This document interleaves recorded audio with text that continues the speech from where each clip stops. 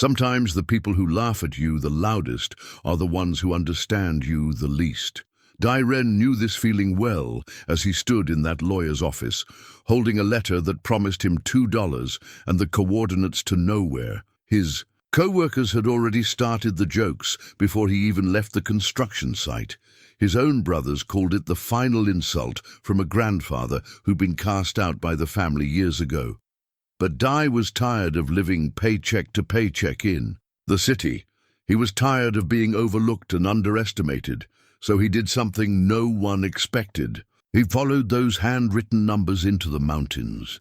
What he found there was a hidden village called Renvale that didn't appear on any map, a place where his disgraced grandfather had quietly built something extraordinary, a community worth $100 million that operated on principles the modern world had forgotten. But how did an outcast create such wealth in secret? Before we jump back in, tell us where you're tuning in from. And if this story touches you, make sure you're subscribed, because tomorrow I've saved something extra special for you. The morning sun cast long shadows across the construction site as Dai Ren adjusted his hard hat and reached for his thermos of jasmine tea. At 52, his hands bore the calluses of 3 decades spent mixing concrete and laying foundations for other people's dreams. The younger workers respected his steady pace and quiet wisdom, but they also pitied him, the man who still rode the bus to work while they drove motorcycles, who ate homemade lunches wrapped in newspaper while they ordered takeout on their phones. Dai didn't mind their pity. He had learned long ago that contentment came from simpler things than what others might expect. His small apartment in the old district of Shanghai was clean and peaceful. His garden on the building's rooftop produced enough vegetables for his modest needs. His books, mostly philosophy and history, lined shelves built from construction scraps. It wasn't a life that impressed anyone, but it was his own. The letter had arrived on a Tuesday, delivered by a courier who seemed surprised to find such humble surroundings. The return address showed the offices of Huang and Associates, one of Shanghai's most prestigious law firms. Dai had stared at the elegant envelope for a full minute before opening it, wondering what business such people could possibly have with him. Inside, along with the formal legal documents, he found something that made his breath catch: a photograph. So old, its edges had turned brown with age. It showed a man in his 30s, standing beside an ornate iron gate, mountains rising behind him in the distance. The man had Dai's eyes and the same gentle slope to his shoulders. Written on the back, in fading ink, were the words, "For my family, when they understand what truly matters." Grandfather Chen Wei. Dai had not seen his grandfather since he was 12 years old. The family had spoken of Chen Wei only in whispers after that terrible summer when harsh words were exchanged and doors were slammed shut forever. His father had called Chen Wei a dreamer and a fool, a man who chose pride over family responsibility. His uncles had been even less kind, painting him as selfish and stubborn, someone who abandoned his duties for impossible fantasies. But Dai remembered different things. He remembered gentle hands, teaching him to identify birds by their songs. He remembered stories told under starlight about mountains that touched the sky and valleys where time moved differently. He remembered a man who listened more than he spoke and who never raised his voice, even when others shouted at him. The legal documents were straightforward enough. Chen Wei had died 6 months earlier in a remote mountain region, leaving behind what the lawyers carefully termed minimal monetary assets and one property of undetermined value. The monetary assets turned out to be exactly $2, 2 crisp bills that had been folded carefully into a small envelope. The property was described only by a set of handwritten coordinates and the cryptic note, "A place you've never heard of, but one that knows your name." That evening, Dai sat on his rooftop garden as the city lights began to twinkle below. The photograph lay on the small table beside him, next to the $2 bills and a piece of rice paper covered in his grandfather's careful handwriting. The coordinates meant nothing to him, but something about the careful strokes of the numbers suggested they meant everything to the man who wrote them. His phone buzzed with a message from his brother Dai Ming. Heard about the old man's inheritance. $2 whole. You're rich now, little brother. The laughing emoji that followed stung more than Dai expected. Another message came from his sister, Dai Li. At least he remembered you existed, more than the rest of us got. Dai set the phone aside without responding. His siblings had built successful. Lives in Beijing and Guangzhou. Ming as a bank manager, Li as a corporate lawyer. They had long ago stopped inviting him to family gatherings, embarrassed perhaps by his simple clothes and calloused hands. Their children knew him only as the uncle who sent handmade toys and grew his own vegetables. But as Dai studied the coordinates under the soft glow of his reading lamp, he felt something stirring that had been dormant for years. It was the same feeling he'd had as a boy when his grandfather told him stories, a sense that the world held secrets just beyond the edge of ordinary sight. The next morning, his foreman Chen Lu noticed him studying a map during lunch break. "Planning a vacation, old Dai?" he asked with a grin. "Finally going to spend that fortune?" The other workers gathered around, eager for entertainment. When Dai explained about the coordinates, the laughter started small and grew louder. $2 and a treasure map," shouted young Wei Feng. "Maybe there's gold buried in the mountains." "More likely there's nothing but rocks and goat droppings," added another. "Old mountain folk are known for their crazy ideas." But Dai noticed that Chen Lu wasn't laughing. The older man had grown up in the countryside before coming to the city, and he studied the coordinates with genuine interest. "These numbers," he said quietly, "they point to the Wuling Mountains, very remote area, mostly uninhabited." "Exactly," said Wei Feng. "Nothing there but wilderness. Your grandfather probably owned a cave or something." That afternoon, Dai made a decision that surprised even himself. He requested 2 weeks of unpaid leave and began preparing for a journey into the mountains.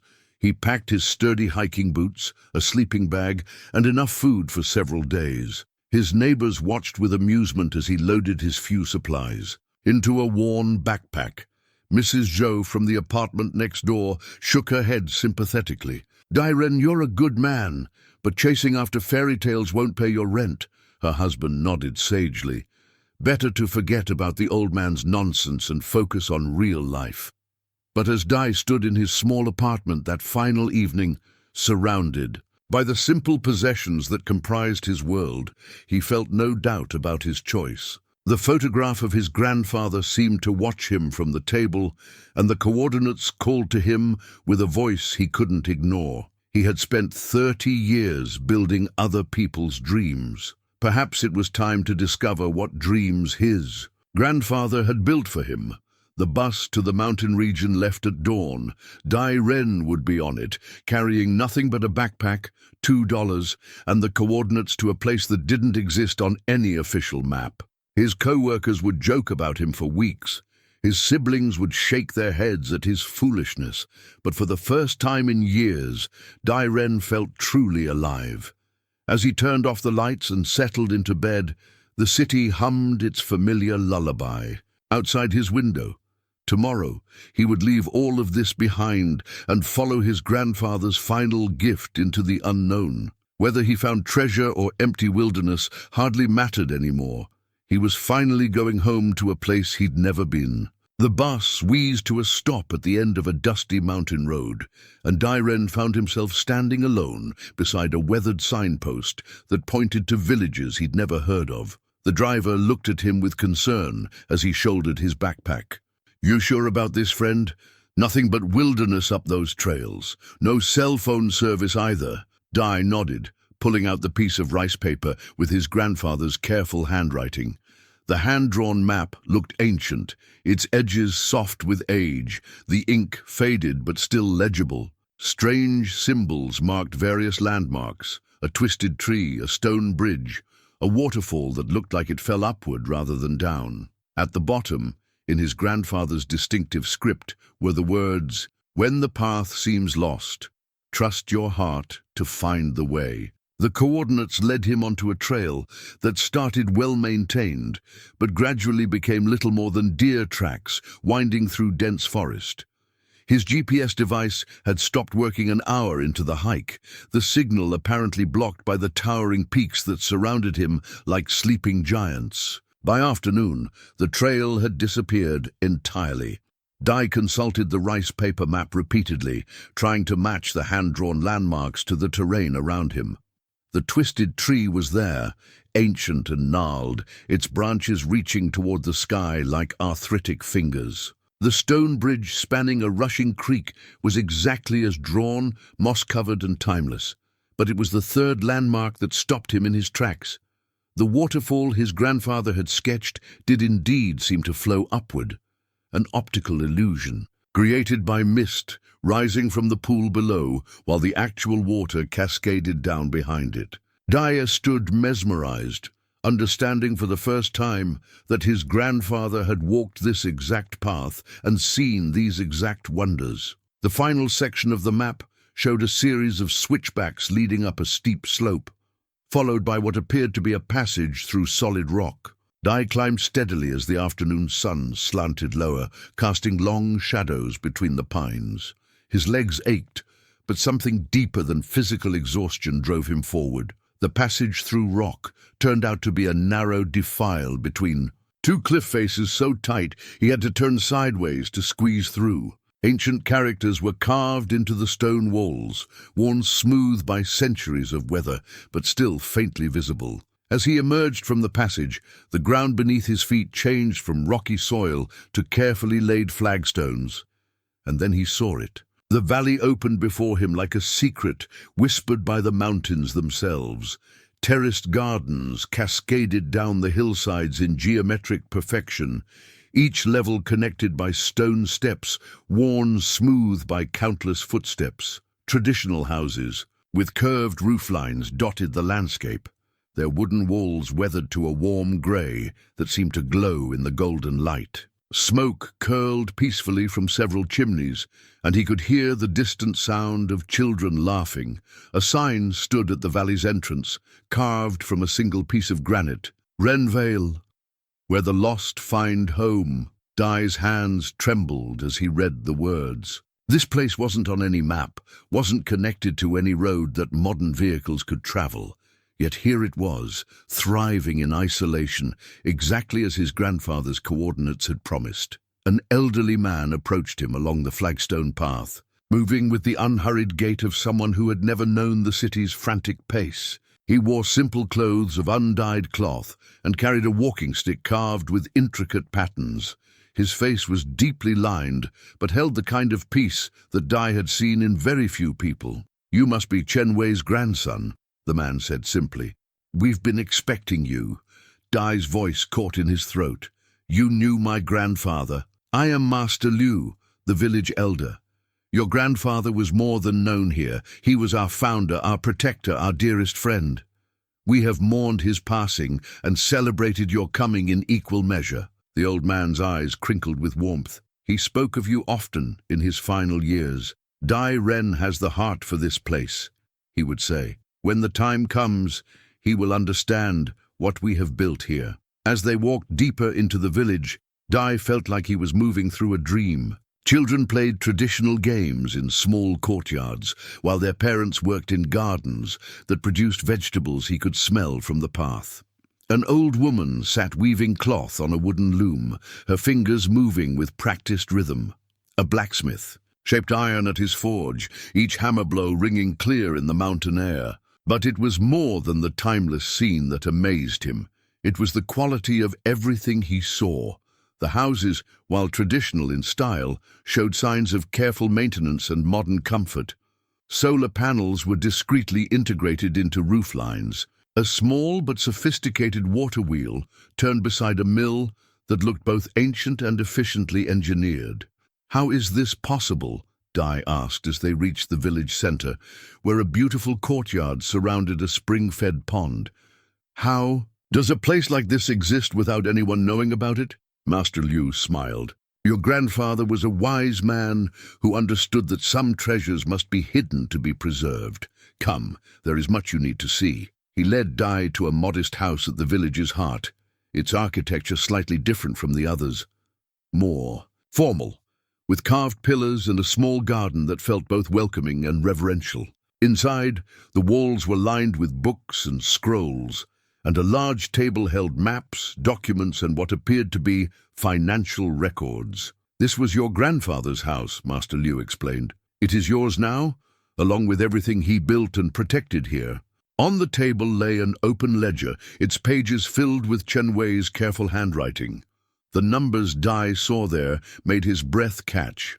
Accounts, investments, asset holdings that totaled amounts he couldn't quite comprehend. At the top of the first page, in his grandfather's distinctive script, were the words, "For Renvale and for the grandson who will guard what I have gathered." "I don't understand," Dai said, sinking into a chair that seemed made for quiet contemplation. Everyone said he was a failure, a dreamer who abandoned his family responsibilities. Master Liu's expression grew sad. Your grandfather left his family not because he stopped loving them, but because he loved something more, the vision of a place where people could live as they were meant to live. Your family saw only a man walking away from success. They never understood he was walking towards something greater. The elder moved to a window that looked out over the terraced gardens, where the last light of day painted everything in shades of gold. Chen Wei spent 40 years creating what you see here. He found orphans and gave them families. He found the broken and helped them heal. He found the lost and gave them purpose. And he did it all while building something that could sustain itself long after he was gone. Dai looked around the room that had been his grandfather's sanctuary, seeing it with new eyes. Every book, every document, every carefully preserved record told the story of a man who had built not just a village, but a way of life. But how? Dai whispered. The money, the resources, where did it all come from? Master Liu smiled and tapped the ledger with one weathered finger. Your grandfather was many things your family never knew. A brilliant investor, a careful planner, a man who could see opportunities others missed. He told me once that the city taught him how to make money, but the mountains taught him what to do with it. As the first stars appeared in the clear mountain sky, Dai began to understand the true magnitude of his inheritance. He hadn't received just $2 and some empty coordinates. He had received a legacy, a responsibility, and a place in a world that operated by principles he was only beginning to grasp. That night, Master Liu presented Dai with a leather-bound journal whose cover was worn smooth by decades of handling. The brass clasp had been polished by countless openings, and the pages within bore his grandfather's handwriting in faded black ink. Chen Wei asked that this be given to you when you arrived, the elder said softly. He called it his confession and his testament. Alone in his grandfather's house, his house now, Dai opened the journal by lamplight and began to read. The first entry was dated 43 years earlier. I have made my choice, though it breaks my heart to leave them behind. My brothers see only my failure to follow their path to success, never understanding that success itself can be a trap. They want me to marry for connections, to build businesses that serve only profit, to measure my worth by what others think of my possessions. But I have seen something different in these mountains, a way of living that feeds the soul as well as the body. I will build it, even if I must build it alone. The entries that followed chronicled a remarkable transformation. Chen Wei had not fled to the mountains in defeat, but had come with a vision and the patience to see it realized over decades. He had identified strategic investment opportunities that the business world was just beginning to recognize. Early positions in technology companies, careful real estate acquisitions, partnerships with manufacturers who would later dominate global markets. But the journal revealed that every financial success had been in service of something larger, The money wasn't hoarded or spent on luxury. It flowed back into the village, funding infrastructure, education, medical care, and most importantly, the systematic creation of a self-sustaining community. Found 3 more children today, read one entry from 15 years ago. Siblings abandoned after their parents died in the factory fire in Chongqing. The youngest is barely 6 years old, but her eyes already hold too much pain. Brought them to Mrs. Chen, who will help them heal as she has helped so many others. This is why we build, not for the buildings themselves, but for the lives they shelter. Another entry, more recent. The solar power system is finally complete. We can now generate enough clean energy for the entire village, with surplus to store for the harder months. Modern technology serving ancient wisdom. This is the balance I have always sought. The financial records interwoven throughout the journal told a story that amazed Dai. His grandfather had built a portfolio worth tens of millions of dollars, but had spent it as quickly as he earned it, not on personal comfort, but on creating something unprecedented. The village was equipped with modern medical facilities disguised as traditional buildings, educational resources that would be the envy of urban schools, and infrastructure that made the community completely self-sufficient. The next morning, Master Liu introduced him to the village council, 7 people whose ages spanned from the elderly Master Chen to the surprisingly young teacher Wang, a woman perhaps in her 30s who had clearly been educated in the finest universities, but had chosen this mountain sanctuary over city career opportunities. Your grandfather established our governance structure carefully, Master Liu explained, as they sat in a circle around the courtyard's central spring. No single person holds absolute authority, but someone must serve as the village's connection to the outside world and guardian of its resources. That role has been vacant since Chen Wei's passing. Dr. Feng, the village physician, leaned forward. The question we must answer is whether you are ready to accept this responsibility. Living here isn't like visiting. It means becoming part of something larger than yourself. Teacher Wang studied Dai with intelligent eyes. Your grandfather spoke often of your character, but character untested by responsibility is only potential. This community depends on wisdom, not just goodwill. Dai felt the weight of their scrutiny and knew his response would shape everything that followed. I've spent 30 years building other people's dreams in the city, he said finally. I'm not sure I know how to build something of my own, but I'm willing to learn what my grandfather wanted to teach me. Master Chen, the village craftsman, whose hands showed the marks of decades working with wood and stone, nodded slowly. Learning is the beginning of wisdom. Your grandfather said you had the humility to grow into this role. Over the following days, they showed him the full scope of what Chen Wei had created. The village school educated 32 children, from local families, and from orphans who had been brought here over the years. The curriculum balanced traditional knowledge with modern learning. Children who could identify medicinal herbs by sight could also navigate computers with impressive skill. The medical clinic, run by Dr. Feng, served not only the village but surrounding mountain communities that had no other access to healthcare. Sophisticated diagnostic equipment was housed in buildings that looked centuries old from the outside. The workshops produced crafts and goods that were sold through carefully maintained networks in distant cities. The profits flowed back into the community's development, creating a sustainable economic model that required no outside dependence. But as Dai learned more about the village's operations, he also sensed underlying tensions. Not everyone welcomed his arrival with enthusiasm. Some of the younger adults, particularly those who had been raised here from childhood, questioned whether an outsider could truly understand their way of life. "He's never lived here," he overheard one young man saying to his companions, "never shared our hardships or contributed to our growth.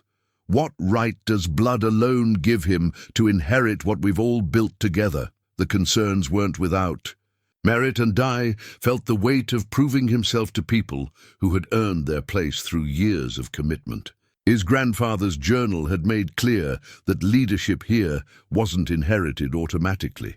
It had to be demonstrated through service and wisdom. One afternoon, while helping Master Chen repair a water wheel that powered the village grain mill, Dai asked directly, "Do you think I can really do this? Take my grandfather's place?" The old craftsman's hands never stopped moving as he fitted a new bearing into place. "Chen Wei never took anyone's place," he said quietly. "He created his own. The question isn't whether you can replace him, it's whether you can find your own way to serve what he built." That evening, alone again with his grandfather's journal, Dai found an entry that seemed to speak directly to his doubts. The hardest part isn't building something new, it's maintaining something good. Every generation must choose whether to preserve what matters or let it slip away through neglect or selfish ambition. I pray that Dai Ren will have both the strength and wisdom to choose preservation, even when the easier path would be to walk away. As he closed the journal and prepared for sleep, Dai realized he was facing the most important decision of his life. He could return to Shanghai, to his simple apartment and construction work, carrying nothing but an incredible story. The village would survive without him. They had proven their resilience over decades. But he could also stay and learn to become the guardian his grandfather had envisioned. The responsibility felt enormous, but for the first time in years, he also felt the stirring of genuine purpose. Outside his window, the village settled into its nightly rhythm. Children's laughter echoed from the courtyards, adults gathered for evening conversations, and the mountains stood watch over it all like ancient sentinels. Whatever he decided, Dai knew his life would never be the same. The ancient stone seal lay in a wooden box that had been carved from a single piece of sandalwood, its surface polished smooth by generations of reverent handling. Master Liu held it carefully as he explained its significance in the morning light. Of the village's main courtyard, this seal has marked the leadership of Renvale since the first families settled here over 2 centuries ago, he said, turning the stone so Dai could see the intricate characters carved into its base. Your grandfather carried it for 43 years, but it was never truly his. It belongs to the village itself, and to whoever the village chooses to guide them. The seal was smaller than Dai had expected, about the size of his palm, carved from dark green stone that seemed to absorb and reflect light in equal measure. The characters were complex, their meaning layered with history and tradition. As Dai held it, he felt the weight of centuries of decisions, of leaders who had guided this community through challenges he could barely imagine. The formal ceremony. "We'll wait until you've had time to understand fully what you're accepting," Master Liu continued. "But today you should meet with each of the families individually. They need to know you not as Chen Wei's grandson, but as yourself." The visits began with the Zhou family, whose 3 children were among the brightest in Teacher Wang's school. Mrs. Zhou had been one of the first orphans Chen Wei had brought to the village, rescued from the streets of Guangzhou when she was barely 10 years old. Now, at 45, she served as the village's coordinator of agriculture and sustainable farming. "Your grandfather saved my life," she told Dai as they walked through the terraced gardens where dozens of vegetable varieties grew in careful rotation. "But more than that, he gave me a chance to save other lives in turn. That's what this place is really about, breaking the cycle of abandonment and loss." Her husband, Zhou Ming, had a different story. He had come to Renvale as a young man fleeing the chaos of economic collapse in his home province. "Chen Wei could have turned me away," he said. "I had nothing to offer but willing hands and a grateful heart. Instead, he taught me that willing hands and a grateful heart were exactly what the village needed." Their eldest son, Zhou Lei, was 18 and faced with the choice of staying in Renvale or leaving for university in Beijing. "I love this place," He told Dai with the earnestness of youth wrestling with difficult decisions, "But I also want to see what the world beyond the mountains has to offer. Your grandfather always said that people should choose their path freely, not be trapped by it." The conversation with the Chen family, no relation to his grandfather despite the shared surname, revealed different perspectives on the village's future. Master Chen, the craftsman, had been born in Renvale and had never lived anywhere else. His expertise in traditional building techniques had been crucial to maintaining the village's architectural integrity. "Change comes whether we invite it or not," he said, as they watched his apprentices carefully fitting wooden joints that would hold for centuries. "The question is whether we guide that change or let it control us. Your grandfather understood. He brought modern conveniences, but never let them overwhelm our fundamental values." His daughter, Chen Mei, had recently returned from studying environmental engineering in Shanghai. "The outside world has so much to offer," she said, "but also so much to destroy. We need leadership that can help us take what's valuable from modern life while protecting what makes us unique." The most challenging visit came with the Wu family, whose patriarch had been one of Chen Wei's earliest collaborators in establishing the village's economic foundations. Wu Gang was now in his 70s, but his mind remained sharp and his opinions forcefully expressed. "Respect for your grandfather doesn't automatically extend to you," he said bluntly, as they sat in his garden where medicinal herbs grew in neat rows. "Chen Wei earned his place through sacrifice and vision. What have you sacrificed? What vision do you bring?"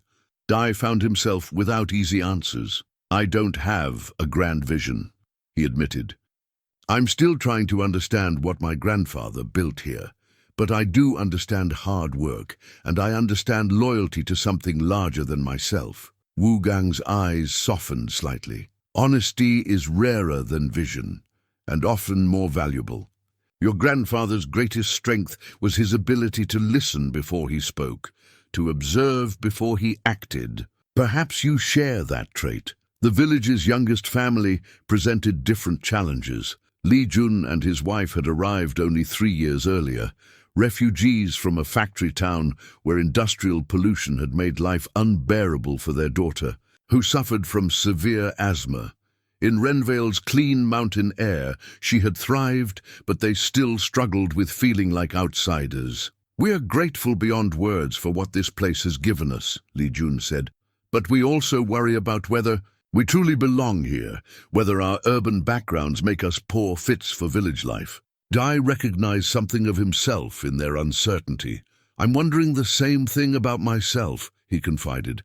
"Maybe belonging isn't about where you came from, but about what you're willing to contribute going forward." That evening, Teacher Wang invited Dai to observe the village school's evening program, where adults gathered to share knowledge and continue their education.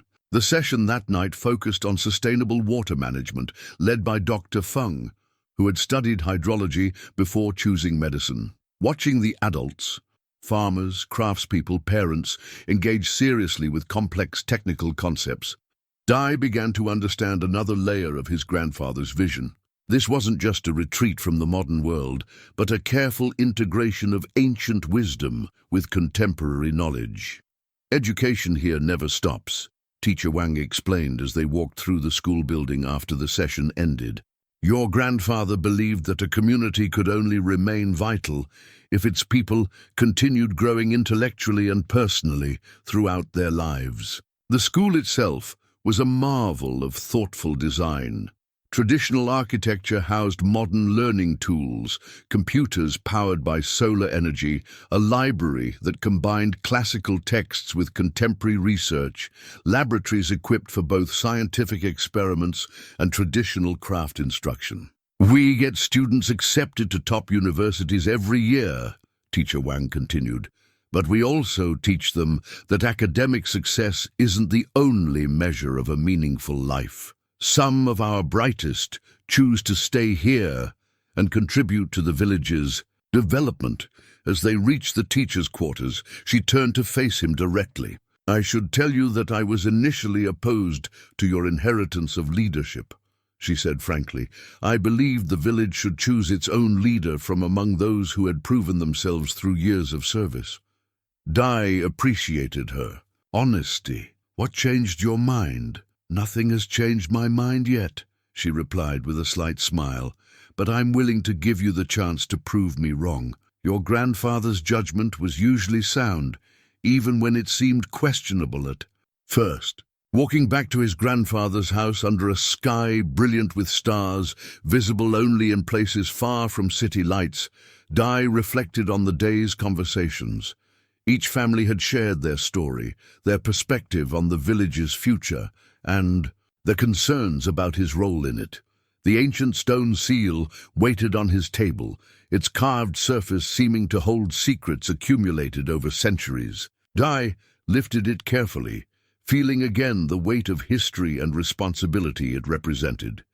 In his grandfather's journal, he found an entry that seemed relevant to his current situation. The seal is not a symbol of authority over others, but of responsibility to others. The leader serves the community, not the reverse. Every decision must be weighed against the question, how will this choice affect the children not yet born, who will inherit what we build today? As he prepared for sleep, Dai realized that his apprenticeship in leadership had truly begun. The village was giving him time to learn, but time was not unlimited. Soon, he would face tests that would determine whether he deserved the trust his grandfather had placed in him. Outside, the mountain night wrapped around Renvale like a protective embrace, and in the distance he could hear the sound of the water, wheel turning steadily, just as it had for decades. Constant, reliable, serving the community's needs without fanfare or recognition. The corporate survey documents lay scattered across Dai's grandfather's desk like pieces of a threatening puzzle. Master Liu had brought them that morning, his face grave with concern. A lost hiker had dropped them while fleeing through the village. 2 days earlier, too panicked by his unexpected discovery of Renvale to notice the papers spilling from his backpack. Unified Development Corporation, Dai read aloud, studying the letterhead with growing alarm. The documents detailed a comprehensive survey of the Wuling Mountain region, complete with geological assessments, environmental impact studies, and most troubling of all, acquisition plans for undeveloped mountain territories suitable for luxury resort development. The maps included in the survey showed the exact valley where Renvale had hidden for generations, marked with red circles and annotations about optimal building sites and scenic value maximization. Whoever had conducted this survey knew about the village, even if they hadn't yet made direct contact. How is this possible? Dai asked, spreading the maps across the table. I thought this place was completely hidden. Master Liu's expression was troubled.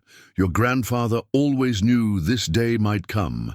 As China's economy grows and people seek escape from urban life, remote mountain regions become increasingly attractive to developers. He prepared for this possibility, but hoped it wouldn't happen during his lifetime. Dr. Feng joined them, having been summoned from the medical clinic. She studied the documents with the analytical mind that had served her well in both medicine and village planning. These surveys are very recent, she observed, and very thorough. They've identified not just our location, but our resources. The mineral deposits, the water sources, even the optimal access routes for construction equipment. The implications were staggering. If Unified Development Corporation moved forward with their plans, Renvale would be destroyed completely. The terraced gardens would be bulldozed for ski slopes, the traditional houses demolished for luxury hotels, the community that Chen Wei had spent 40 years nurturing, scattered to the winds. We need to understand who we're dealing with, Dai said, feeling the first stirrings of the protective instinct his grandfather had written about in his journal. These aren't random developers. They have serious resources and political connections. Teacher. Wang arrived with additional troubling news. I've been researching Unified Development Corporation online, she reported. her laptop displaying corporate information that made their situation even more dire. They specialize in transforming underutilized rural areas into high-end tourism destinations. They've done this successfully in 7 other provinces, always with full government support. The company's track record was impressive from a business perspective and horrifying from a human one. Village after village had been relocated, their residents compensated with token payments and relocated to urban apartment blocks far from their ancestral homes. Ancient communities that had existed for centuries were erased in months, replaced by artificial environments designed to give wealthy tourists a sanitized taste of authentic rural life. "But surely we have legal protections," suggested Master Chen. "This land has been occupied continuously for over 200 years. We have documentation, historical records, established rights." Master Liu shook his head sadly. "Legal rights matter only when they're enforced by those in power. If Unified Development Corporation has government backing, our historical claims become irrelevant." Dai spent the rest of that day reviewing his grandfather's financial records more carefully, searching for assets or connections that might help them resist the corporate threat. What he found was both encouraging and daunting. Chen Wei had indeed prepared for this possibility. Hidden within the village's financial structure were investments in companies, partnerships with influential individuals, and carefully maintained relationships with officials who understood the value of preserving traditional communities. But many of these relationships had been personal ones, based on decades of trust and mutual respect. Whether they would transfer to Chen Wei's successor remained to be seen. "Your grandfather always said that the best defense is preparation combined with wisdom," Master Liu explained as they walked through the village that evening. "He taught us to be strong enough to resist pressure, but wise enough to know when resistance alone isn't sufficient." The village's response to news of the threat revealed the deep bonds that held the community together. Without being asked, families began organizing defense preparations. Master Chen and his apprentices started documenting every building, every traditional technique, every piece of cultural heritage that would be lost if the developers succeeded. Dr. Feng compiled medical records showing the dramatic health improvements experienced by residents who had moved to Renvale from polluted urban areas. Teacher Wang organized the older students to create a comprehensive video record of daily life in the village, not as a tourist attraction, but as testimony to the value of what they were fighting to preserve. But it was Wu Gang, the elder who had challenged Dai most directly, who provided the most crucial insight. "Your grandfather once told me that the greatest threats to places like this don't come from enemies who attack openly, but from friends who claim to help while advancing their own interests," he said, as they sat in his garden while the sun set. "Behind the peaks. What do you mean? Unified Development Corporation won't come here like conquerors. They'll come offering partnership, promising to preserve our authentic character while providing modern amenities and economic opportunities. They'll make it seem like cooperation is not only beneficial, but inevitable." The old man's words proved prophetic. 2 days later, a delegation arrived in the village, led by a woman in an expensive business suit who spoke with the polished confidence of someone accustomed to getting what she wanted. "I am Director Zhang from Unified Development Corporation," she announced to the hastily assembled village council. "We're here to discuss an exciting opportunity for mutual benefit and sustainable development." Her presentation was masterfully crafted. The corporation wanted to partner with Renvale, not destroy it. They would preserve the village's traditional architecture while adding tasteful modern facilities. Residents would benefit from employment opportunities, improved infrastructure, and connections to the broader economy. The village's unique culture would be celebrated and shared with visitors from around the world. Think of it as cultural preservation through sustainable tourism, Director Zhang explained, her maps and charts making their vision seem both reasonable and inevitable.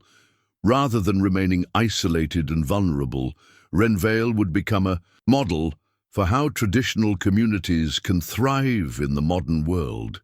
The presentation concluded with financial projections that were genuinely impressive. Each village family would receive compensation for their property rights, plus ongoing revenue from tourism activities. The total package would make everyone in Renvale substantially wealthier than they had ever been. But Dai noticed what the presentation didn't mention. There was no discussion of who would control decisions about the village's future development. No guarantee that traditional practices would be maintained if they conflicted with tourist expectations. No protection for residents who didn't want to participate in the tourism economy. Most tellingly, there was no mention of the village's existing assets, the investments Chen Wei had built, the self-sufficient systems that already provided everything. The community needed the careful balance of tradition and modernity that had taken decades to achieve. "We'll need time to consider your proposal," Dai said carefully when Director Zhang finished her presentation. Her smile remained perfectly professional, but something cold flickered in her eyes. "Of course, though I should mention that development opportunities like this don't remain available indefinitely. Market conditions change, government priorities shift. It would be unfortunate if Renvale missed this chance to secure its future." After the delegation left, the village council met in emergency session. The debate was intense, with valid arguments on multiple sides. Some residents, particularly younger ones, were genuinely excited by the economic opportunities the development promised. Others feared that accepting any partnership would lead inevitably to the complete transformation of everything they valued. "Your grandfather faced similar choices throughout his life," Master Liu told Dai as the meeting continued late into the night. Each time, he had to balance the welfare of the community against pressure to compromise its fundamental character. As Dai listened to the passionate discussions swirling around him, he realized that his apprenticeship in leadership was ending abruptly. The village needed decisions, not preparation. The stone seal that had waited patiently on his table would soon have to be used, marking choices that would determine Renvale's fate for generations to come. The corporate threat had forced him to confront a fundamental question. Was he ready to fight for something he was still learning to understand? His grandfather's journal might contain wisdom, but it couldn't make the decisions that would define his own legacy. Dai's hands trembled as he discovered the hidden compartment in his grandfather's walking stick. The cane had seemed like nothing more than a well-crafted piece of mountain ash, worn smooth by decades of use. But when he pressed a barely visible carving near the handle, a section of the shaft slid away to reveal a hollow space containing rolled documents, sealed in waterproof material. The first document was a land deed dating back to the Qing dynasty, establishing Chen Wei's great-grandfather as the original purchaser of the entire valley. The legal language was archaic but unmistakably clear. The land had been bought, not granted, making it private property with rights that superseded later government redistribution programs. But it was the second document that made Dai's breath catch.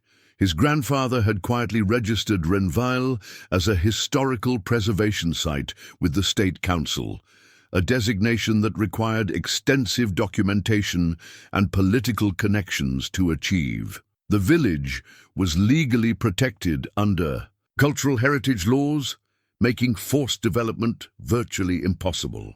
"He never told us about this," Master Liu said wonderingly as he examined the preservation certificate. "Chen Wei protected us and let us believe we were vulnerable." Dr. Feng studied the dates on the documents. He registered for historical status 15 years ago, right around the time development pressure was starting to build in other mountain regions. He saw this coming long before the rest of us. But the most surprising discovery came in a sealed envelope marked "For Dai Ren's eyes." Only Inside was a letter written in his grandfather's careful hand, along with contact information for people Dai had never heard of. Government officials, business leaders, lawyers, and academics who apparently owed Chen Wei significant favors. The letter began. If you are reading this, then the outside world has found us, and you must choose between the easy path of compromise and the difficult path of resistance. I've spent 40 years building not just a village, but a network of relationships that can protect what we have created. These people will help you, but only if you prove worthy of their trust. The list of contacts was remarkable. A deputy, minister in the Ministry of Culture, who had grown up in poverty before Chen Wei's early investments had funded his education. A prominent businessman whose first factory had been saved from bankruptcy by Chen Wei's financial backing. A Supreme Court justice whose mother had been treated in Renvale's clinic when no other medical facility would accept a patient too poor to pay. Each name came with a brief note explaining the nature of Chen Wei's relationship with them and how they might be able to help. Your grandfather was playing a much deeper game than any of us realized, Teacher Wang observed, as they reviewed the network of contacts. He wasn't hiding from the world, he was positioning himself within it. But even as they celebrated this discovery, new pressures emerged. Dai's brother Ming arrived unexpectedly, having somehow learned about the corporate interest in the mountain property. His expensive suit and polished shoes looked absurdly out of place against the villagers. Rustic backdrop. Little brother, you've stumbled into something significant here, Ming said, his tone mixing familial concern with barely concealed greed. But you're in over your head. Let me help you negotiate with these developers. Behind Ming came their sister Li, equally well-dressed and equally determined. Dai, we're family, she said with the persuasive manner that had made her successful in corporate law. We should make these decisions together. The inheritance belongs to all of us, not just you. Dai felt the old familiar pressure of being treated as the simple-minded younger brother who needed guidance from his more sophisticated siblings. But now he also felt something new, a protective anger on behalf of the community that had welcomed him. The inheritance was specifically left to me, he replied firmly, and it's not just money and land. It's a responsibility to people who have built their lives here. Ming laughed dismissively. Responsibility to strangers. This property could be worth hundreds of millions if developed properly. You could set up the entire family for life, and these villagers could relocate. Somewhere more suitable. More suitable for whom? Dai asked, his voice carrying an edge his siblings had never heard before.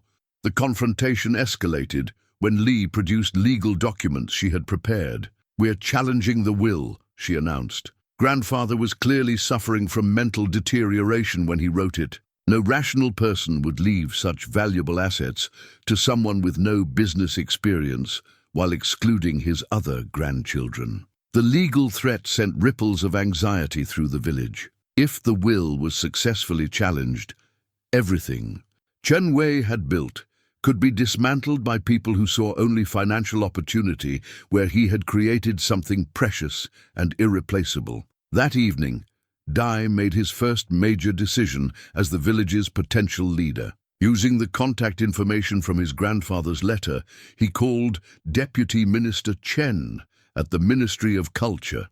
Chen Wei's grandson, the minister said warmly when Dai explained who he was.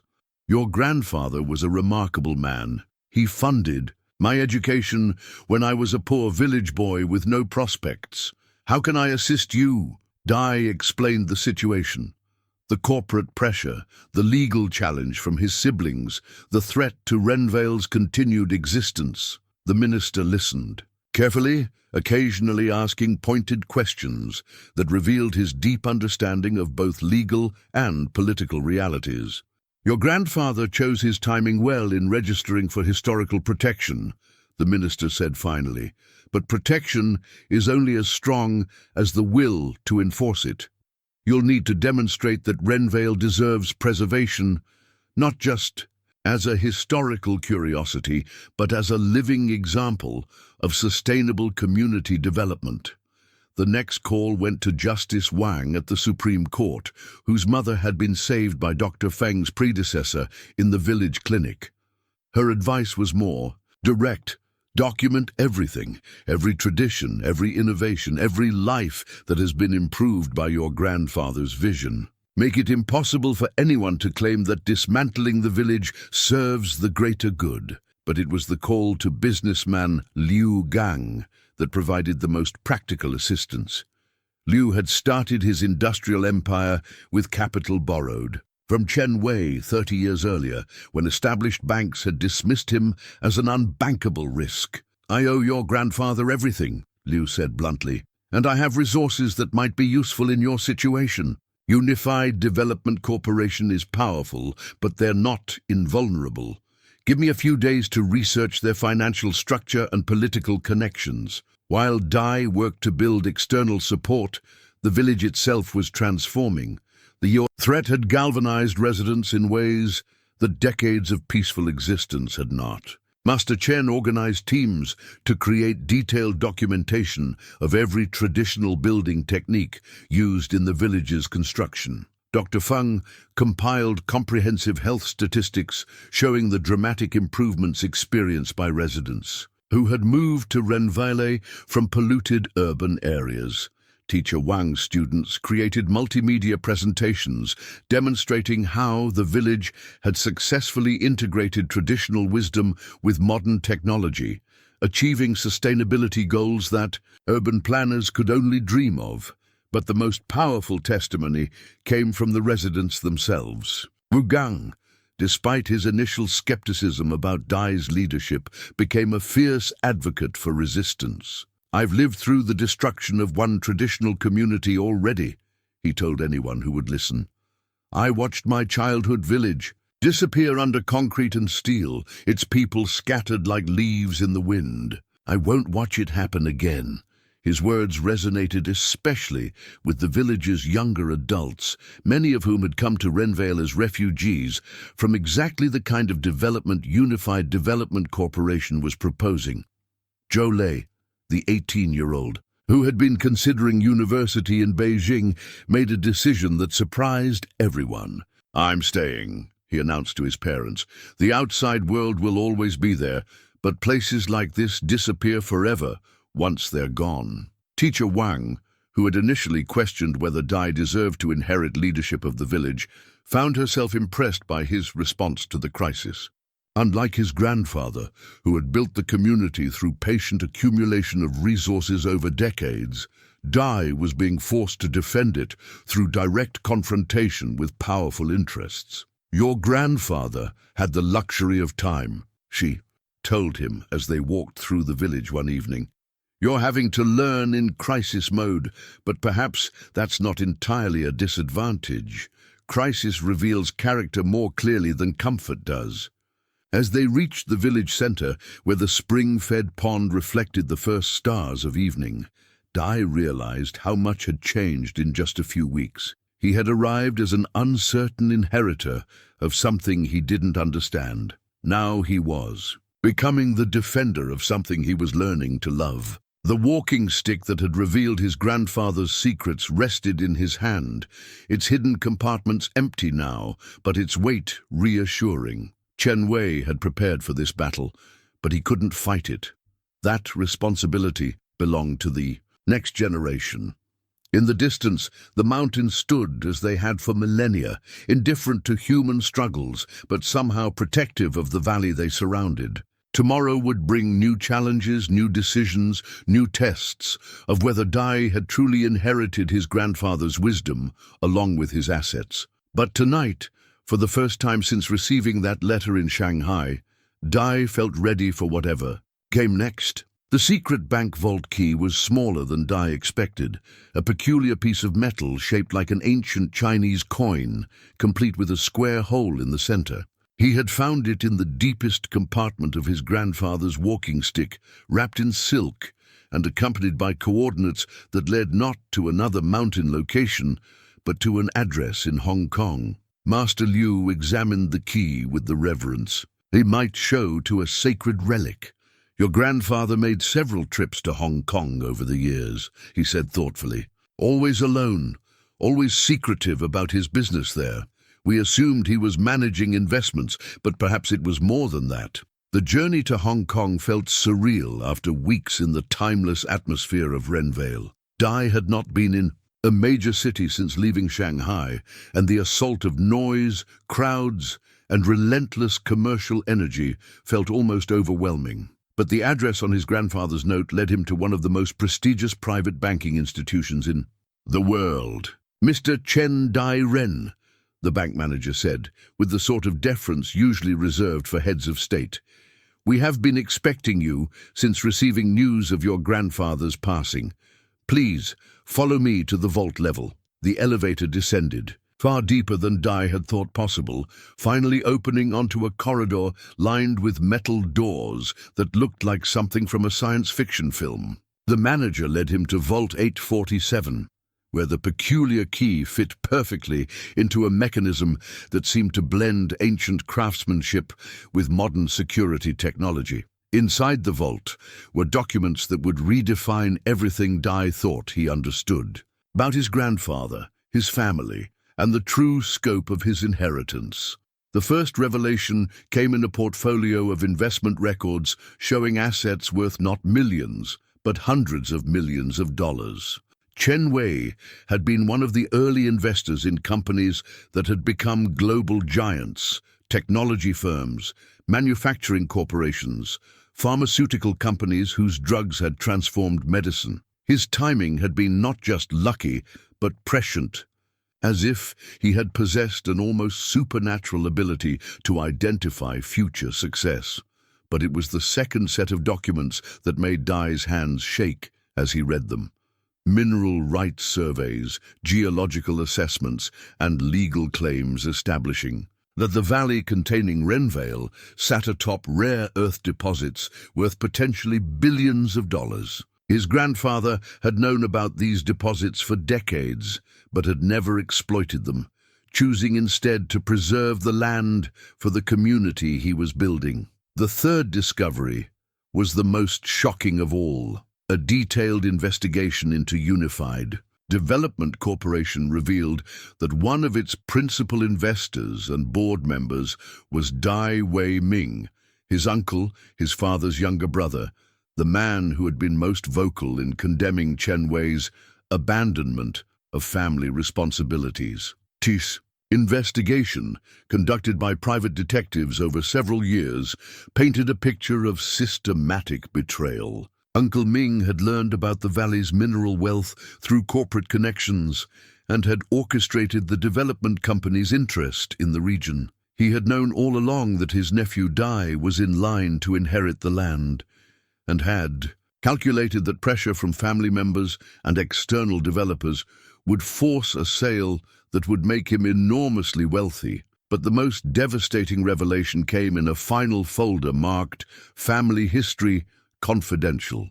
Inside were documents showing that the family's rejection of Chen Wei hadn't been based on disappointment with his life choices, but on carefully orchestrated lies spread by Uncle Ming. Chen Wei hadn't abandoned his family. He had been systematically alienated from them by a brother who resented his success and coveted his assets. Dai's father had died believing his own brother's characterization of Chen Wei as selfish and irresponsible. His siblings had grown up hearing those same lies, never knowing that their grandfather had tried repeatedly to reconnect with the family, only to be rebuffed based on false information. The bank manager waited patiently as Dai absorbed these revelations. Your grandfather left specific instructions, he said finally. He hoped these documents would never be needed, but if they were discovered, he wanted you to understand the full context of your situation. A final envelope contained a letter written in Chen Wei's familiar hand. My dear grandson, if you are reading this, then the forces I have spent decades preparing to resist have finally moved against what we have built. Your Uncle Ming has always believed that family loyalty means subordinating individual conscience to collective greed. He could never understand that I chose to serve a larger family, one bound not by blood, but by shared values and mutual care. The mineral wealth beneath Renvale could make our bloodline enormously rich, but only by destroying everything I have, created to benefit people who had nowhere else to go.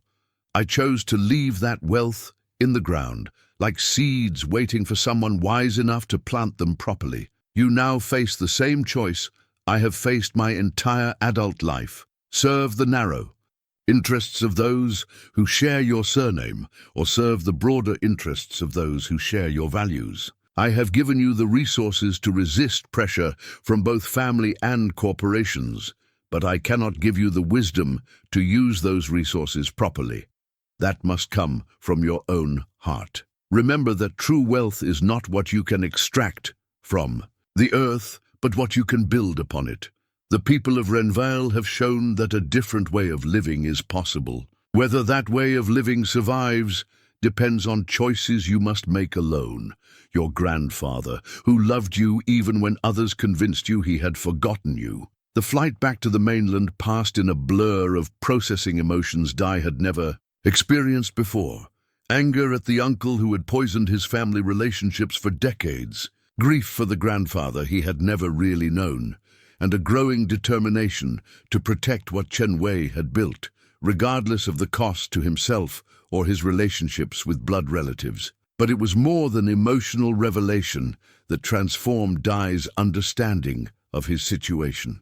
The financial resources now at his disposal made him one of the wealthiest individuals in China, with assets that dwarfed anything Unified Development Corporation could bring to bear. More importantly, the mineral rights documentation gave him legal standing that no corporate or government pressure could override.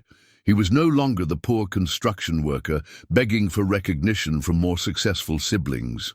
He was the guardian of resources that could reshape the regional economy, the protector of a community that represented an alternative to the destructive development patterns devastating rural China. The question was no longer whether he could resist the forces arrayed against Renvale, but how he would choose to use the power his grandfather had carefully accumulated and preserved for this moment. As his train wound through the mountains toward the hidden valley, Dai reflected on the complete transformation of his understanding. He had come to claim a $2 inheritance and found himself responsible for assets worth hundreds of millions. He had expected to find empty wilderness and discovered a thriving community.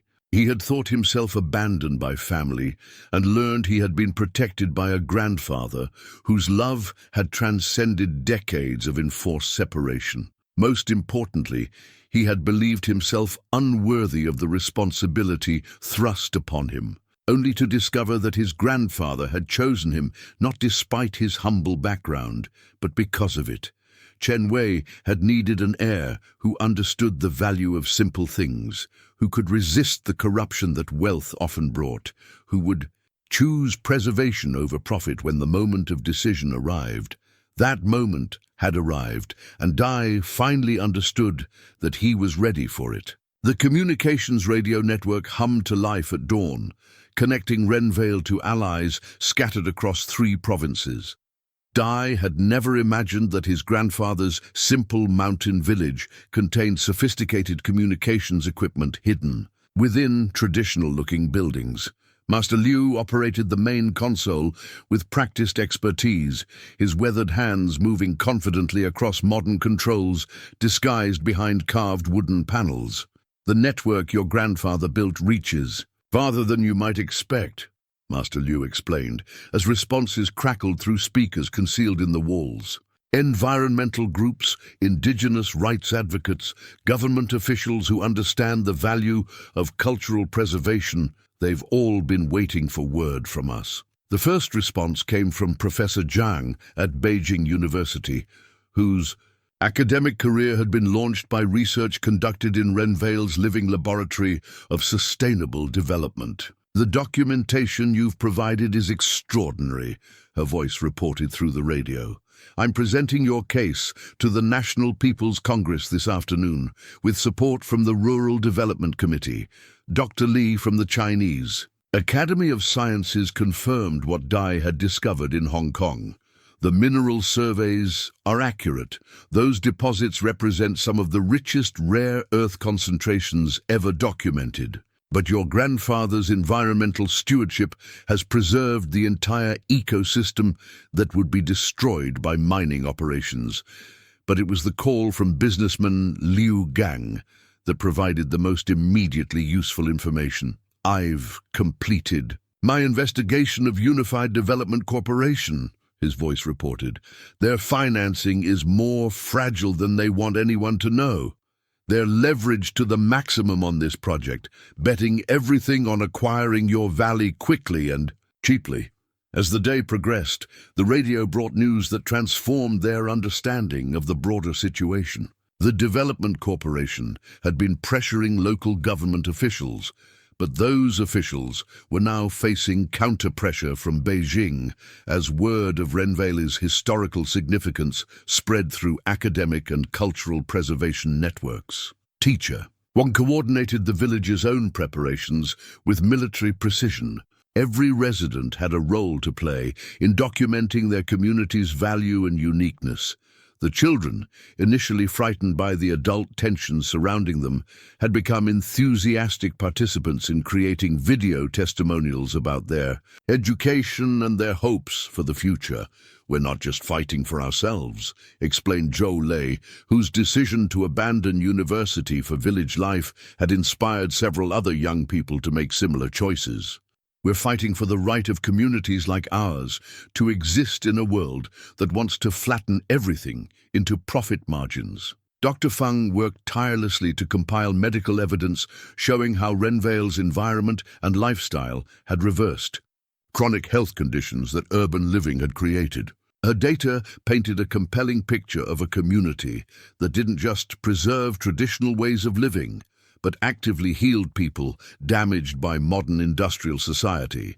Master Chen and his apprentices created detailed architectural drawings, showing how traditional building techniques could be adapted for modern needs without sacrificing their environmental harmony. Their work demonstrated that Renvale represented not a retreat from progress, but an advancement towards sustainable development that other communities could emulate. But even as external support built, internal tensions remained.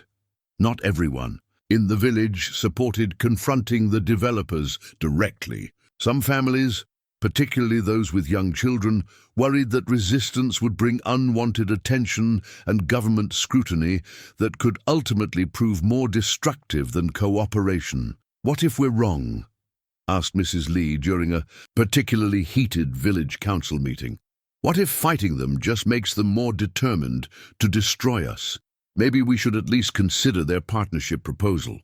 Wu Gang, now one of Dai's strongest supporters, responded with the passion of someone who had seen traditional communities destroyed before. Partnership with developers is like partnership between sheep and wolves.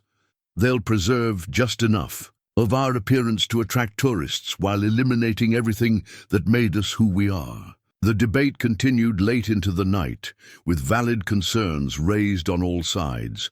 Dai found himself in the position of making decisions that would affect not just his own future, but the futures of dozens of families who had trusted his grandfathers. Judgment in choosing him as heir.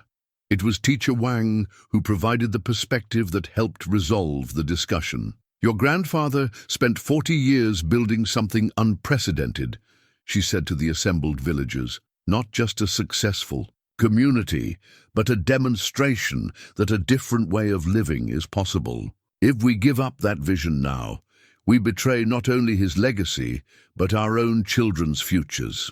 The following morning brought a visitor who changed everything. A young woman in hiking clothes appeared at the village entrance, claiming to be a freelance journalist researching traditional communities in remote mountain regions. But Dai recognized something familiar in her mannerisms, and when she introduced herself as Li Mei, he realized she was his uncle's daughter, his cousin, whom he hadn't seen since childhood.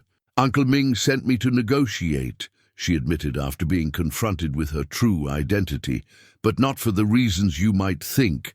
The family is in crisis over this situation. Some of us have learned about great-grandfather's real intentions, and we're horrified by what Dad has done." Her revelation opened another dimension to the conflict.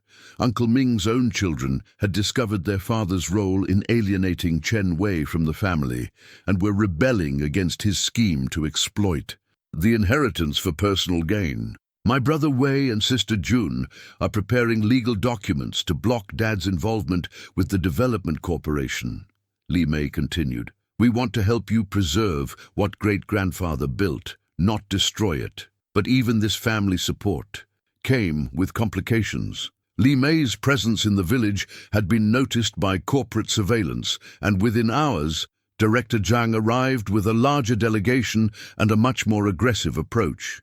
"Mr. Dai," she said with cold formality, all pretense of friendly cooperation abandoned, "you're interfering with a legitimate business development that will benefit this entire region. Your continued resistance is becoming an obstacle that we're prepared to address through all available legal and political channels." The threat was unmistakable. Unified Development Corporation was no longer interested in partnership. They wanted the land, and they were prepared to use whatever pressure necessary to get it. That evening, as Dai sat in his grandfather's study, reviewing the documents that had revealed so much about his family's hidden history, he realized that the moment of final decision had arrived. All the preparation, all the network building, all the documentation and political maneuvering had led to this point. He could still choose compromise. Accept a development partnership that would make everyone wealthy while gradually transforming Renvale into something that preserved its appearance but lost its soul. His siblings would be satisfied. His uncle would be defeated but not destroyed, and he would avoid the kind of confrontation that could have unpredictable consequences. Or he could choose the path his grandfather had walked for 4 decades, the difficult path of protecting something precious regardless of the personal cost. The radio crackled with a final message from Deputy Minister Chen. "The government is prepared to support you, but only if you demonstrate that Renvale deserves protection. Tomorrow's meeting will determine not just your village's fate, but whether China will prioritize cultural preservation or commercial development in disputed territories." Outside his window, the village settled into its evening rhythms. Children completed homework under solar-powered lights, while their parents tended gardens that had fed families for generations. The sounds of daily life continued as they had for decades, but Dai knew that tomorrow might bring changes that would alter everything forever. The stone seal lay on his desk, waiting to mark decisions that would define not just his own legacy, but the future of everyone who had found refuge and purpose in the valley his grandfather had protected. For the first time since receiving that letter in Shanghai, Dai felt the full weight of what he had inherited. Not just wealth and responsibility, but the power to choose between preservation and profit, between community and commerce, between the values that had guided his grandfather and the pressures that dominated the modern world. Tomorrow, he would discover whether he truly deserved the trust Chen Wei had placed in him. The original land deed trembled slightly in Dai's hands as the delegation from Unified Development Corporation gathered at the village entrance. The document, with its imperial seals and classical Chinese characters, looked impossibly ancient compared to the modern corporate contracts Director Zhang carried in her leather briefcase. This deed establishes continuous private ownership of this entire valley, dating back to 1847. Dai announced to the assembled crowd that included not only the corporate delegation, but also government officials, journalists, and his own fractured new family. My great-great-grandfather purchased this land during the Qing dynasty, making it private property that has never been subject to collectivization or state redistribution. Director Zhang's confident expression flickered as she studied the document through a magnifying glass borrowed from Master Chen's workshop. The seal impressions were authentic, the paper showed proper aging, and the language was consistent with imperial land grants from that era. "This changes nothing," she said finally, though her voice carried less certainty than before. "Historical. Documents can be challenged in court, and private ownership doesn't prevent development that serves the public interest." But Uncle Ming, who had arrived that morning with his own team of lawyers, stepped forward with an expression Dai had never seen before, a mixture of shock and grudging respect. "The deed is authentic," he admitted, his usual bluster replaced by something that might have been shame. "Father showed it to me once, when I was young. I thought it had been lost or destroyed decades ago." The admission sent ripples through the corporate delegation. If even Ming acknowledged the document's legitimacy, their legal position had become far more complicated. Dai felt a surge of confidence as he continued his presentation. "But property rights are only part of our legal standing. Renvale has been registered as a protected historical site under the Cultural Heritage Preservation Act, with status approved by the State Council itself." He produced the certificate that had been hidden in his grandfather's walking stick, its official seals and signatures representing years of careful political maneuvering that Chen Wei had never mentioned to anyone. Professor Zhang, who had traveled from Beijing to witness the confrontation, examined the heritage protection documents with the expertise of someone who had helped draft the relevant legislation. "This designation is ironclad," she confirmed. "Any development within the protected zone requires not just local approval, but review by the National Cultural Heritage Administration. The process typically takes years and requires demonstrating that development enhances rather than diminishes the site's cultural value." Director Zhang's composure finally cracked. "You can't preserve a museum piece while blocking legitimate economic development," she snapped. "This region needs jobs and infrastructure, not romantic fantasies about traditional life." It was Teacher Wang who responded, stepping forward with the quiet authority that had made her such an effective educator.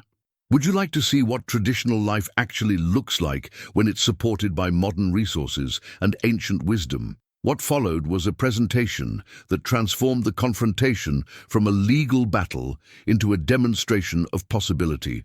The village's solar power system, disguised within traditional architecture, generated more clean energy than the community consumed. The medical clinic, housed in a building that looked centuries old, provided healthcare that exceeded urban standards using both modern technology and traditional treatments. The school, where children learned both classical literature and computer programming, had achieved educational outcomes that would be envied by prestigious urban institutions. The workshops, where craftspeople created goods sold throughout Asia, generated sustainable income while preserving skills that were disappearing elsewhere. "This isn't a museum," Teacher Wang concluded. "It's a laboratory for sustainable development that integrates the best of traditional and modern approaches." Zhou Lei, representing the village's young adults, addressed the concerns about economic opportunity directly. "We're not against development," he said. "We're for development that builds community rather than destroying it. Every young person in this village has job opportunities, educational resources, and a future that doesn't require abandoning everything our families have built." The journalists present began asking questions that revealed the broader implications of the confrontation. If Renvale could demonstrate successful sustainable development in a remote mountain region, what did that mean for similar communities throughout China? If traditional values could be preserved while achieving modern prosperity, why was that approach not being replicated elsewhere? But it was the arrival of Deputy Minister Chen that shifted the balance decisively. His presence signaled that the central government was taking the situation seriously, and his first words made the government's position clear. "The State Council has reviewed the documentation provided by this community," he announced. "Renvale represents exactly the kind of sustainable rural development that our national policies are designed to encourage. any attempt to disrupt this community would contradict explicit government directives about cultural preservation and environmental protection. Director Zhang made one final attempt to salvage her corporation's position. What about the mineral rights? The rare earth deposits beneath this valley represent strategic national resources that can't be left unexploited indefinitely. Dai had been waiting for this moment. He produced the geological surveys from his grandfather's vault, along with the environmental impact assessments that showed how careful extraction could be conducted without destroying the community above. My grandfather identified these deposits decades ago, he said, but he also identified sustainable approaches to extraction that would preserve both the environment and the community. The resources will be developed, but according to principles that serve the people who live here, not corporations that see only profit.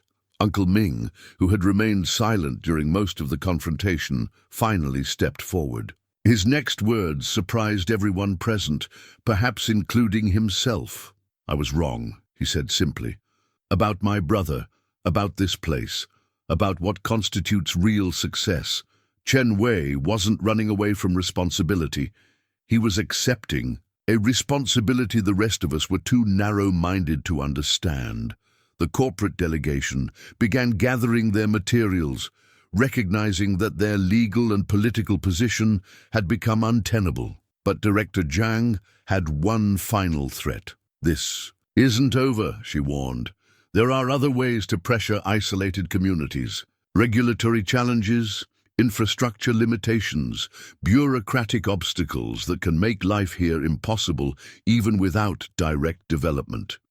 It was Wu Gang who responded, his aged voice carrying the authority of someone who had survived many previous challenges. Young woman, threats like that reveal exactly why places like this need to be protected.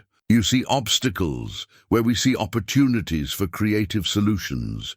You see isolation where we see independence. You see problems where we see the foundation for a different kind of future. As the corporate delegation departed, defeated but not destroyed, the villagers gathered in the central courtyard where this confrontation had begun.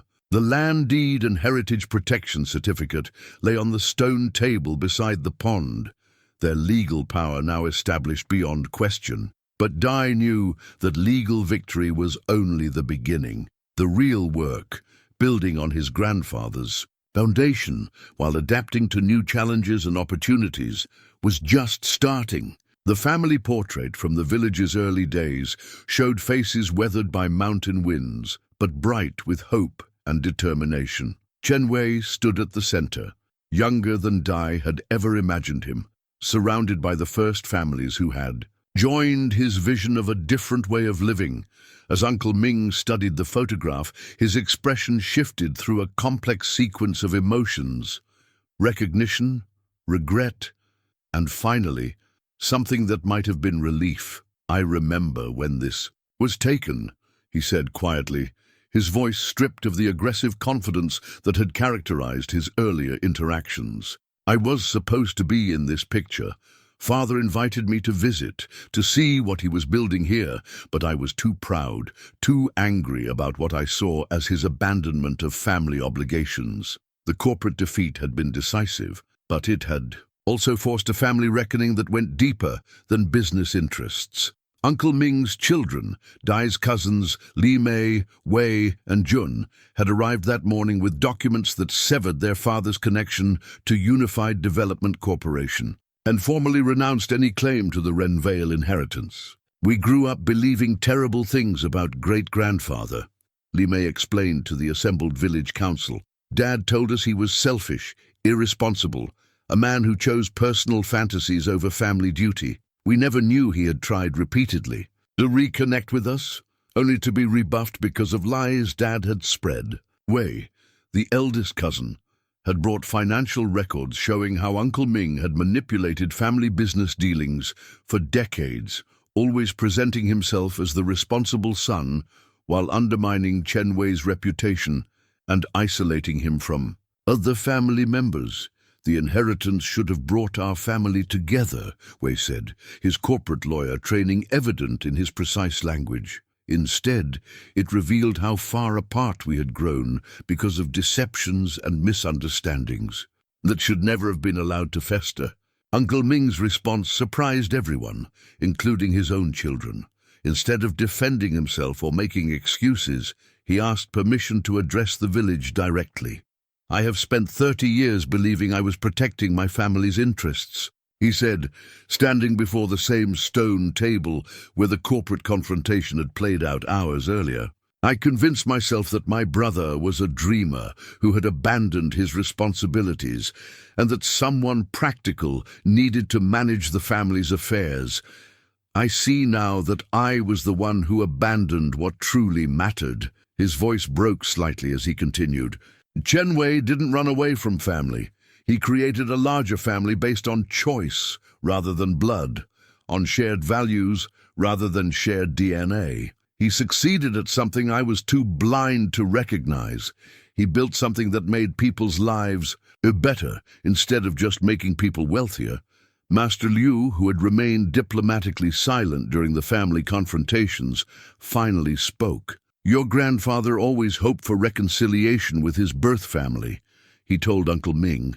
"He kept photographs of all of you, followed your careers and achievements, celebrated your successes even when you spurned his attempts at contact." The revelation that Chen Wei had continued caring about family members who had rejected him brought tears to several people present, including Uncle Ming's children, who began to understand the depth of the wounds their father had inflicted on both sides of the family divide.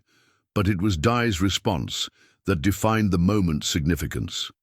Instead of accepting his uncle's apology or rejecting it, he made an offer that reflected both his grandfather's wisdom and his own growing understanding of leadership. "The mistakes are in the past," he said simply. "What matters now is what we choose to do going forward. Renvale exists to give people second chances, to provide opportunities for healing and growth.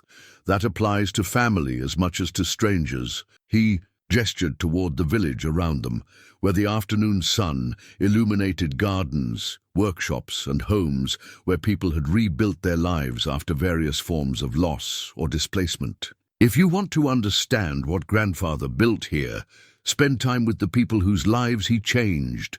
Learn what this community represents before deciding whether it deserves your support or your continued opposition." The formal ceremony that followed felt both ancient and revolutionary. Master Liu brought out the stone seal that had waited so patiently for this moment, its carved surface worn smooth by centuries of ceremonial use, but still crisp enough to make clear impressions. In red wax, "The seal passes not through inheritance, but through choice," Master Liu explained, as the villagers gathered in the traditional circle that had been used for such ceremonies since Renvale's founding. "The village must choose to accept new leadership, and the leader must choose to accept responsibility for the village's welfare." The unanimous approval came without debate or dissent. Even those who had initially questioned Dai's qualifications now recognized that he had proven himself through crisis in ways that years of peaceful stewardship might never have tested. When Dai pressed the seal into warm red wax for the first time, marking his acceptance of the role his grandfather had envisioned for him, he felt a connection that transcended individual relationships, a link to the long chain of people who had chosen preservation over profit, community over convenience, wisdom over mere success. Teacher Wang, who had been his most skeptical evaluator, stepped forward with a smile. "Your grandfather chose well," she said simply. "Not because you inherited his vision, but because you developed your own understanding of why that vision matters." Dr. Feng added her own perspective. "Leadership here isn't about having all the answers. It's about asking the right questions and listening to the wisdom of the community when solutions emerge." Uncle Ming, who had observed the ceremony with the attention of someone trying to understand principles that had previously been foreign to him, approached Dai afterward with a request that surprised everyone. "Would you consider allowing me to visit here periodically?" he asked, with uncharacteristic humility. "I have a lot to learn about what my brother actually accomplished, and about what I missed by being too proud to accept his invitations." Dai's response reflected both caution and compassion. "You're welcome here." The new village charter lay open on the carved wooden table where so many crucial decisions had been made over the past months. Its pages, written in both classical Chinese characters and modern simplified script, established the principles that would guide Renvale's future while honoring the wisdom that had shaped its past. Dai's signature, pressed with the ancient stone seal, marked his formal acceptance of responsibilities that had evolved far beyond anything he could have imagined when he first followed his grandfather's coordinates into these mountains. 6 months had passed since the confrontation with Unified Development Corporation, and the changes were remarkable in their scope and subtlety. Renvale remained physically much the same. The terraced gardens still cascaded down the hillsides, the traditional houses still curved their rooflines toward ancient peaks, and the daily rhythms of community life still followed patterns established over decades of careful development.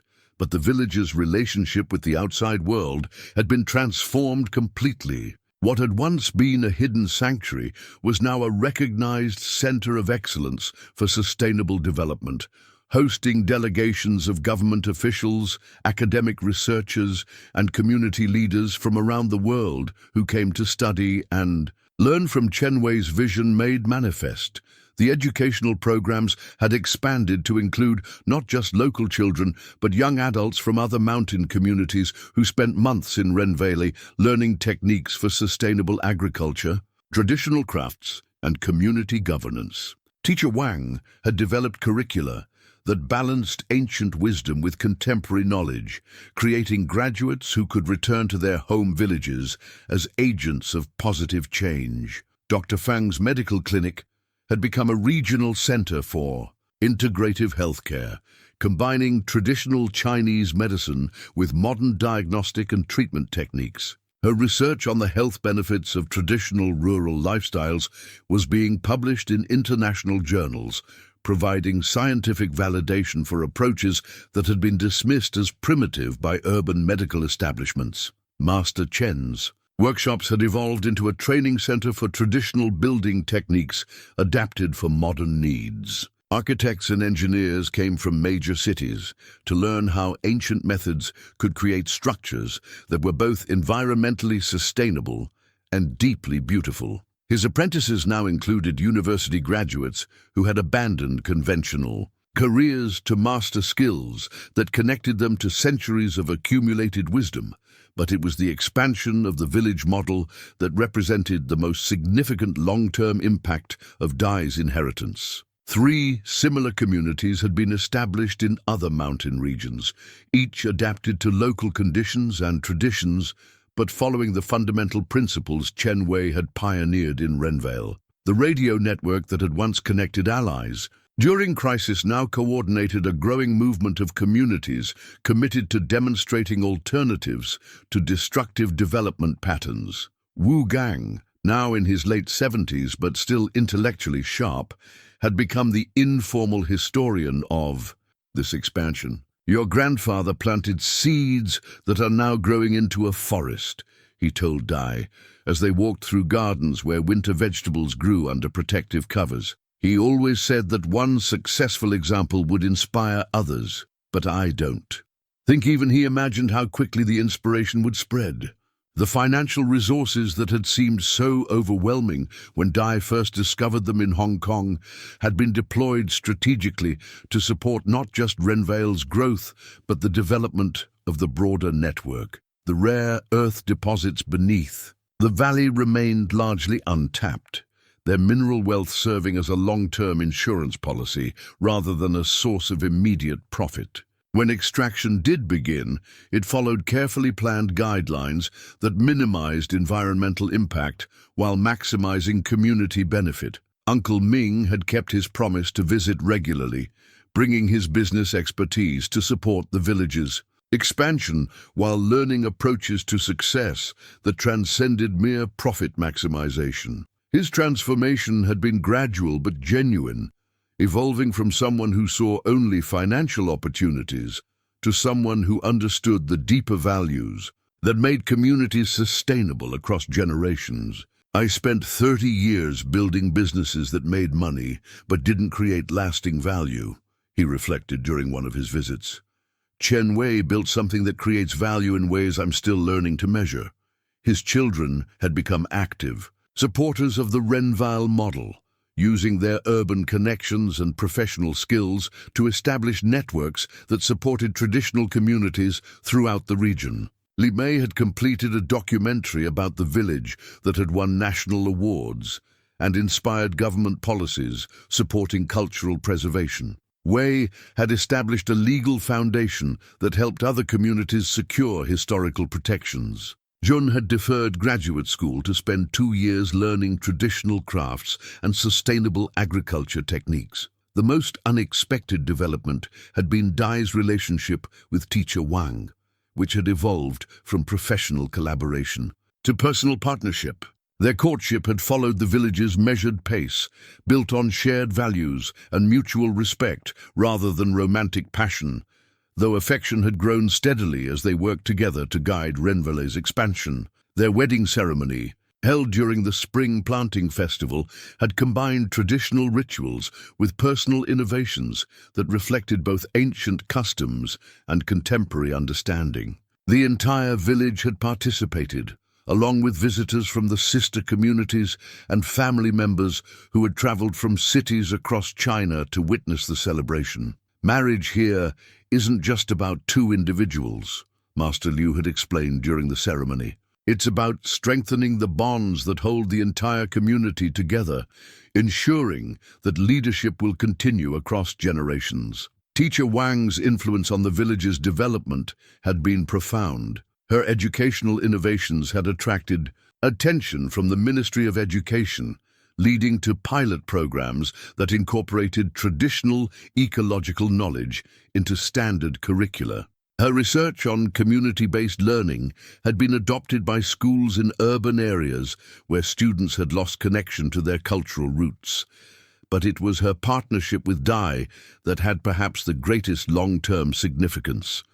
Together, they represented a new generation of leadership that combined deep respect for tradition with innovative approaches to contemporary challenges. Their decisions were made collaboratively, balancing individual insights with community wisdom in ways that honored both Chen Wei's vision and their own evolving understanding of what sustainable development required. The morning sun cast familiar shadows across the village as Dai walked the paths he had first explored as an uncertain inheritor of something he couldn't comprehend. Now those same paths felt like extensions of himself, worn smooth by daily use but constantly renewed by the life that flowed along them. In the distance he could see the latest group of visitors being welcomed by Master Liu, municipal officials from a coastal city who wanted to learn how traditional governance structures could be adapted for modern administrative challenges. Their questions would be thoughtful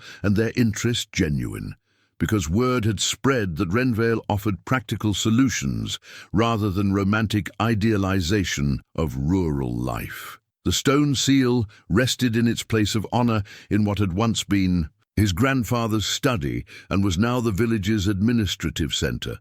Its ancient surface had marked hundreds of decisions over the past months, agreements with government agencies, partnerships with academic institutions, expansions of educational and medical programs, and the countless small choices that shape daily life in a community committed to sustainable development. Each use of the seal had taught Dai something new about leadership, about the weight of decisions that affected not just the present moment, but generations yet to come. His grandfather's journal, now supplemented by Dai's own detailed records, provided a continuous narrative of how vision could be transformed into reality through patient work and unwavering commitment to principles that transcended individual ambition. As he prepared for another day of meetings, decisions, and collaborative problem-solving, Dai reflected on the transformation that had brought him from the construction sites of Shanghai to the leadership of a movement that was reshaping how China approached rural development and cultural preservation. The $2 bills from his original inheritance were framed on his office wall, a reminder that the greatest treasures are often those that others dismiss as worthless. Below them hung the photograph of his grandfather with the village's founding families, their faces bright with hope and determination that had been vindicated by decades of successful community building. But it was the newest addition to the wall that captured the full scope of what had been accomplished. A map showing the locations of communities throughout China that were following the Renvale model, each marked with a small symbol representing another place where ancient wisdom was being combined with contemporary knowledge to create alternatives to destructive development patterns. Standing at his window overlooking the terraced gardens, where children played between the planted rows, Dai understood finally that his inheritance had never been about money or land. It had been about the opportunity to prove that a different way of living was possible, that communities could prosper without destroying what made them unique, and that wisdom accumulated over centuries need not be sacrificed to the demands of a rapidly changing world. The mocking laughter he had endured in Shanghai seemed like echoes from another lifetime. The man who had been pitied for his simple clothes and calloused hands had become the guardian of resources that were transforming how an entire nation thought about development and preservation. But more importantly, he had become part of something larger than individual success or failure, a continuing story of people choosing to build rather than merely consume, to preserve rather than merely exploit, and to demonstrate that the richest inheritance any generation can leave is a world made better by their presence in it. As Teacher Wang joined him at the window, their hands touching gently as they watched their community prepare for another day of learning, growing, and serving as an example of what human societies could become when guided by wisdom rather than mere ambition, Dai felt the deep satisfaction that comes from knowing that his grandfather's faith had been justified. The mountains stood eternal and protective around their hidden valley, but Renvale was no longer hidden. It had become a beacon, proving that some treasures are meant to be shared with the world rather than hoarded in isolation. In the end, that had been Chen Wei's greatest gift to his grandson, not wealth or property, but the chance to discover that the most meaningful life is one spent in service to something larger than oneself.